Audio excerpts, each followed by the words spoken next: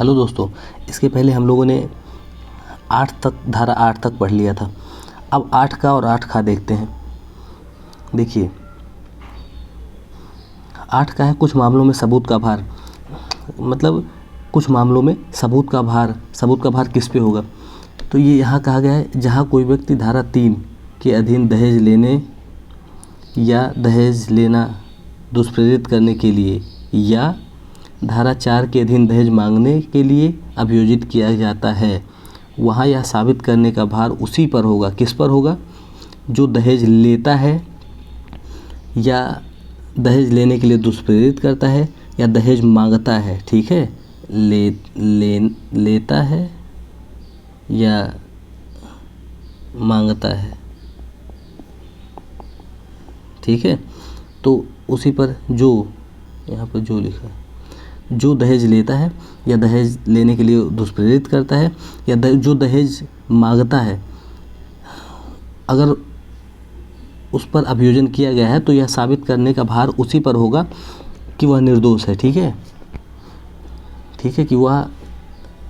कि उसने उन धाराओं के अधीन कोई अपराध नहीं किया है, यह साबित करने का भार उसी पर होगा। अब उस पर किस पर? तो जिसके ऊपर अभियोजन लगाया गया, जिसके ऊपर यह आरोप लगाया गया है। ठीक है, नहीं समझ में आया? फिर से समझाता हूँ। देखिए भैया, कुछ मामलों में सबूत का भार है धारा 8 का। ठीक है, 8A यहाँ कह रहा है कि सबूत का भार कौन देगा, मतलब कौन बताएगा कि मैंने इस धारा के अधीन कोई अपराध नहीं किया है। तो वह व्यक्ति बताएगा जो दहेज लेता है या दहेज लेने के लिए दुष्प्रेरित करता है या जो दहेज मांगता है।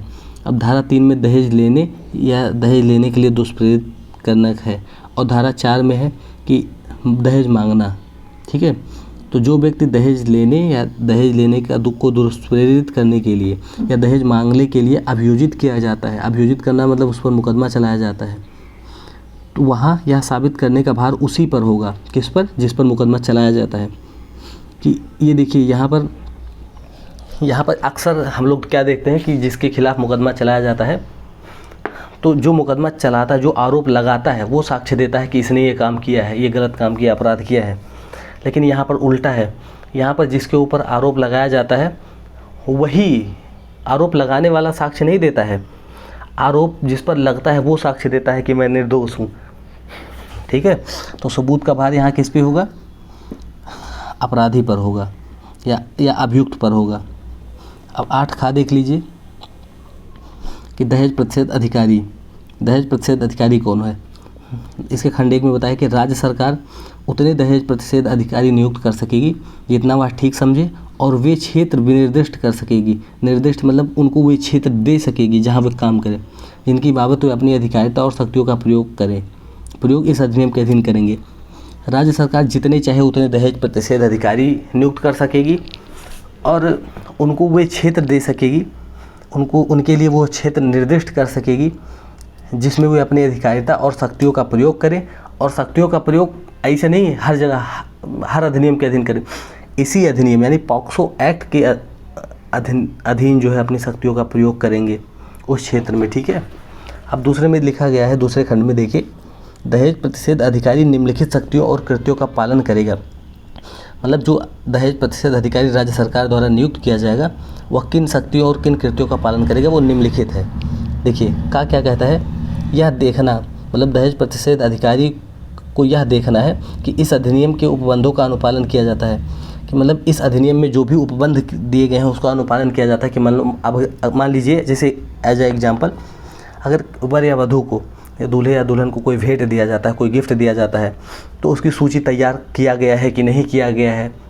हाँ, और दहेज अगर दिया जाता है तो दहेज अगर कुछ गिफ्ट दिया जाता है तो ये दहेज तो नहीं है या कोई मांग तो नहीं है, मांगने उसको ये देखने का उसका कर्तव्य होगा।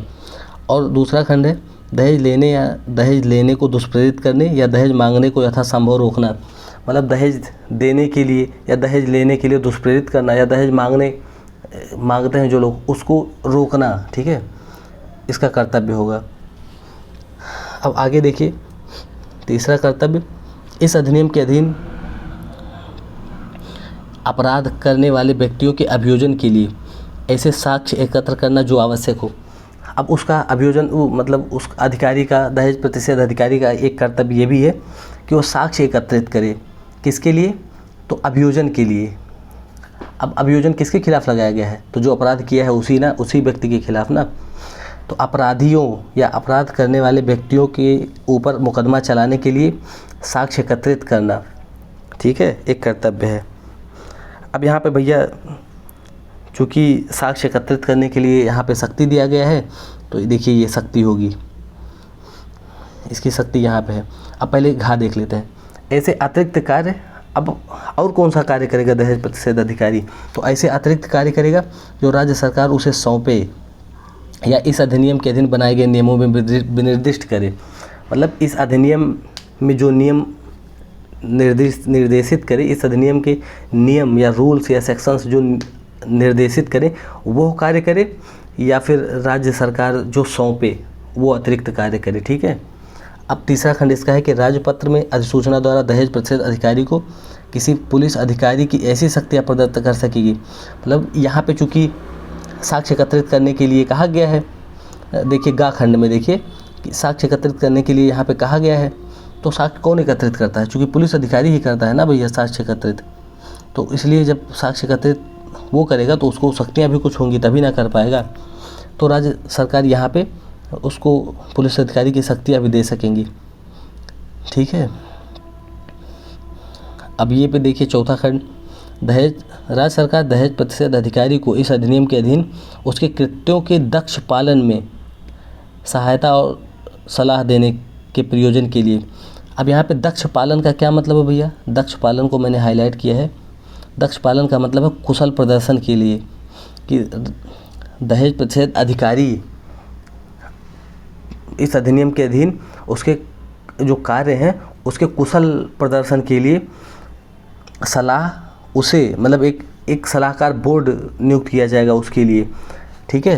क्यों नियुक्त किया जाएगा? तो सलाह देने के लिए और सहायता करने के लिए एक सलाहकार बोर्ड नियुक्त कर सकेगी, जिसमें उस क्षेत्र से जिसकी बाबत ऐसा दहेज प्रतिषेध अधिकारी उपधारा 1 के अधीन अधिकारिता का प्रयोग करता है 5 से अनधिक समाज कल्याण कार्यकर्ता होंगे, जिसमें कम से कम 2 महिलाएं होंगी। पता है, देखिए मैं इसको एकदम अच्छे से समझा देता हूँ।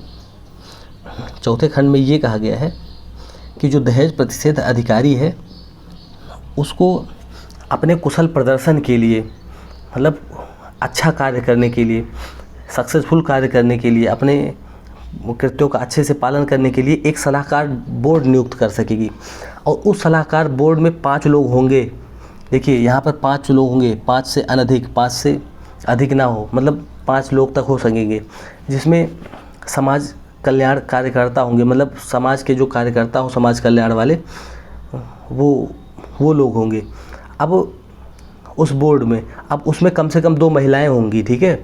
5 लोगों में 2 महिलाएं होंगी और 3 पुरुष हो सकते हैं, लेकिन चाहे तो और भी कर सकते हैं, लेकिन मिनिमम कम से कम यहाँ पे कहा गया है 2 महिलाएं होंगी, ठीक है। तो यहाँ पे 2 महिलाएं हैं।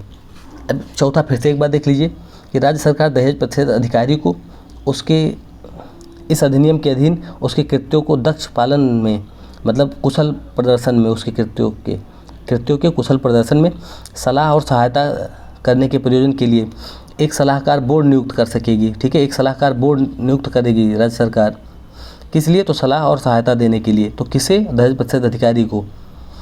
और ऐसे सलाहकार बोर्ड में कौन कौन होगा? तो सामाजिक कार्यकर्ता होंगे। अब ये सामाजिक कार्यकर्ता कितने होंगे? 5 से अधिक नहीं होंगे, मतलब 5 सामाजिक कार्यकर्ता होंगे और जिसमें कम से कम 2 महिलाएं होंगी। तो आप लोग को समझ में आ गया होगा। चलिए ठीक है, मिलते हैं नेक्स्ट वीडियो में।